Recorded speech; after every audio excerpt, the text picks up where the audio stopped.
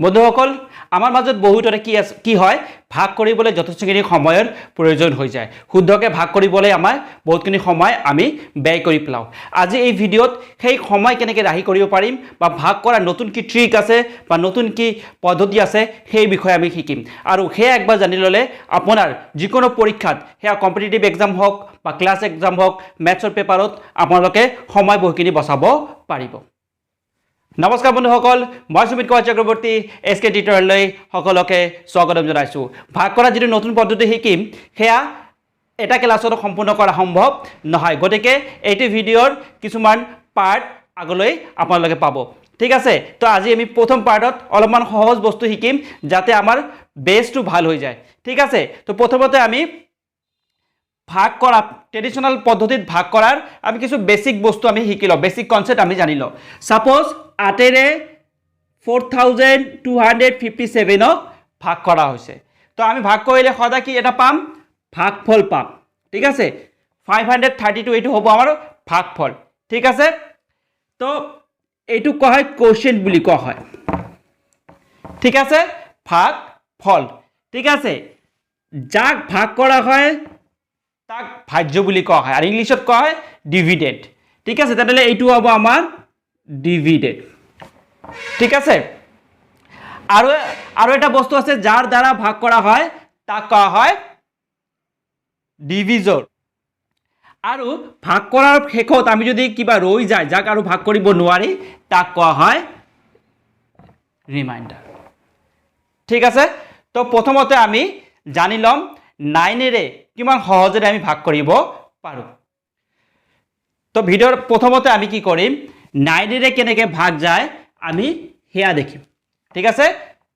ইয়াৰ পিছত আমি ডাঙৰ ডাঙৰ সংখ্যা নেক্সট ভিডিওত আমি ডাঙৰ ডাঙৰ সংখ্যাৰে কেনেকৈ ভাগ কৰিব পাৰো হেতু শিকিম ঠিক আছে প্ৰথমতে আমি বেসিক বস্তুটো শিকিলো এটা 9 ৰে আমি নতুন পদ্ধতিত কেনেকৈ ভাগ কৰিম ঠিক আছে প্ৰথমতে লিখি লব লাগিব এনেকে 2 3 1 ইয়াত 9 তো 9 এর ওচৰৰ বেসটো কি 10 ঠিক আছে তো 9 এৰ ওচৰৰ বেসটো কি 10 বেস কি কমপ্লিমেন্ট কি এবিলাক আমি আগতে আগৰ ক্লাছত মই কৈ থৈছো ঠিক আছে যদি দৰকাৰ পৰে মই ডেসক্ৰিপচনত হেবিলাক ভিডিওৰ লিংক দি দিম ঠিক আছে তো 9 এর বেস কি 10 তেনেহলে কমপ্লিমেন্ট কিমান হ'ব 1 1 টু তলত লিখিলো ঠিক আছে যেহেতু 9 এর বেস 10 তো 10 ত কেইটা 0 আছে এটা 0 গতিকে মই কি কৰিম ৰাইট সাইডৰ পৰা সোফালৰ পৰা একৰ ইফালে এটা আছ টানি দিম ঠিক আছে তো আছৰ দুটা ফাল আছে এটা বাওফাল আৰু এটা সোফাল সোফালটোৱে আমাক ৰিমাইন্ডাৰ খিনি দিব কি দিব ৰিমাইন্ডাৰ বা কি দিব ভাগ শেষ দিব ঠিক আছে আৰু এইটো দিব আমাক কোএফিচিয়েন্ট বা ভাগফল দিব ঠিক আছে তো ইয়াতে কি কৰিম আমি এই যে 2 আছে 2 আমি ডাইরেক্ট তলত আনিম ঠিক আছে 2 প্রথম 2 ডাইরেক্ট তলত আহিলে তে 2 দ্বাৰা কি কৰিম এই যে কমপ্লিমেন্টটো আছে 9 এৰ কমপ্লিমেন্ট 1 এটো পূৰণ কৰিম 2 into 1 ইয়াত লিখিম 2 তেনেহলে 2 into 1 2 ইয়াতে এটা 2 আহিল এটা 3 plus 2 এই তলত 3 লিখিছো 3 plus 2 এইটো হ'ব 5 ঠিক আছে তেনেহলে আমি কি পালো কোএফিচিয়েন্টটো পাই গলো 25 এতিয়া আমি কি কৰিম এই 5 টোৰে আকৌ কমপ্লিমেন্টটো পূৰণ কৰিম তো ইয়াতে 5 লিখিলো ঠিক আছে এই 5 টো কত লিখিম ৰিমাইন্ডাৰৰ যেটো সংখ্যা আছে তাৰ তলত লিখিম 5 into 1 এই 5 টো ইয়াত লিখিলো তো 5 plus 1 6 গতিকে আমাক 231 ক 9 ৰে ভাগ কৰিলে আমাৰ কোএফিচিয়েন্ট বা ভাগফল হ'ব 25 এটো কোএফিচিয়েন্ট হ'ব আৰু ভাগ শেষ এটো হ'ব ৰিমাইন্ডাৰ হ'ব 6 ঠিক আছে তো আমি নেক্সট এক্সাম্পলটো আহো এতিয়া ইয়াত এটা বস্তু যদি আমি চাও যেহেতু আমি 9 ৰে কি কৰিছো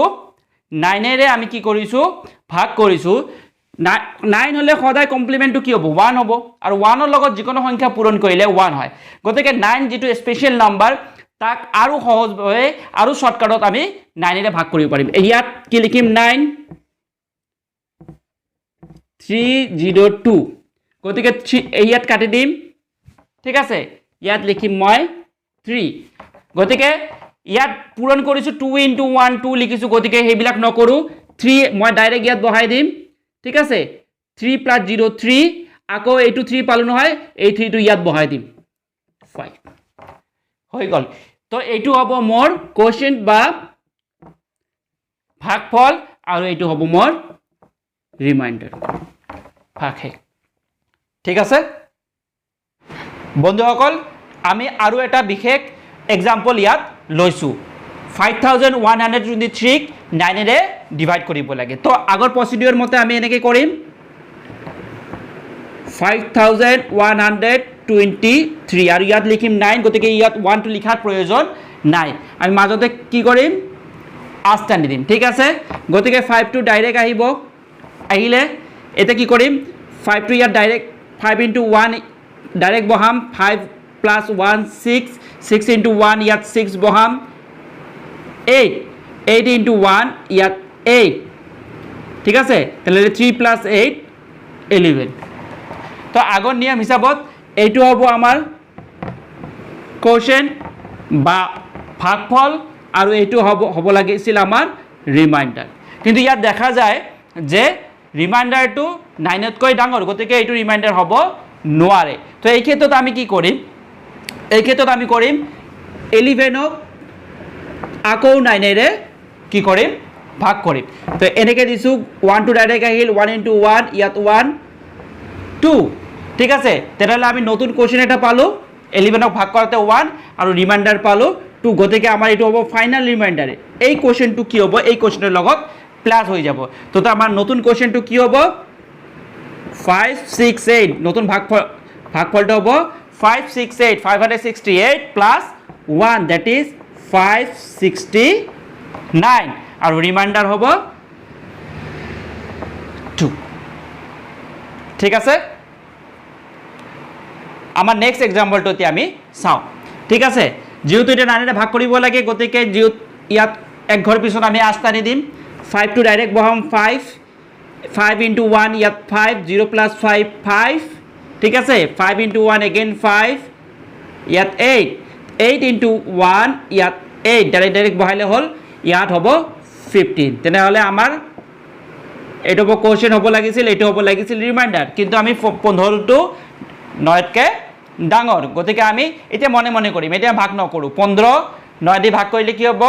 আমাৰ ভাগফল হ'ব 1 দ্যাট মিন্স কোৱেশ্চন হ'ব 1 আৰু ভাগশেষ হ'ব বা ৰিমাইন্ডাৰ কিমান হ'ব আমাৰ 6 গতিকে আমাৰ ৰিমাইন্ডাৰটো আমাৰ কি হ'ল 6 হ'ল এতিয়া কোৱেশ্চনটো যেহেতু ইয়াক ভাগ কৰিলে 1 পোৱা গৈছে গতিকে ইয়াৰ লগত কি যোগ কৰিব লাগিব 558 plus 1 এইটো হ'ব 559 এইটো হ'ব আমাৰ কোৱেশ্চন বা ভাগফল ধন্যবাদ বন্ধুসকল ভিডিওটো অন্তলৈ চোৱাৰ বাবে আশা কৰিছো যে 9 ৰে ডিভাইড কৰা যেটো সহজ পদ্ধতি এই ভিডিওত আলোচনা কৰা হল আপোনালোকে এই ইয়াৰ দ্বাৰা উপকৃত হ'ব আৰু পৰীক্ষাত তেনেকুৱা ধৰণৰ অংক দিলে আপুনি অনায়াসে খুব কম সময়ত কৰিব পাৰিব যেহেতু মই প্ৰথমতে উল্লেখ কৰিছো এইটো ভিডিও কি হ'ব পাৰ্টত বনোৱা হ'ব এইটো এটা সিৰিজ যাব ইয়াৰ পিছৰ ক্লাছবোৰত ইয়াৰ পিছত ভিডিও বিলাকত আমি 99 89 888 ইত্যাদি সংখ্যাৰে খুব সহজতে এক লাইনতে কিনেদৰে ভাগ কৰিব পাৰিম হে আমি শিকিম গতিকে আজি এই চেনেলটো সাবস্ক্ৰাইব কৰি লওক এনেকুৱা ভিডিও ভৱিষ্যতত পাব হলে তেনেহলে আজি কাৰণে মই সুমিত কুমাৰ চক্ৰৱৰ্তী সকলৰ পৰা বিদায় মাগিছো নমস্কাৰ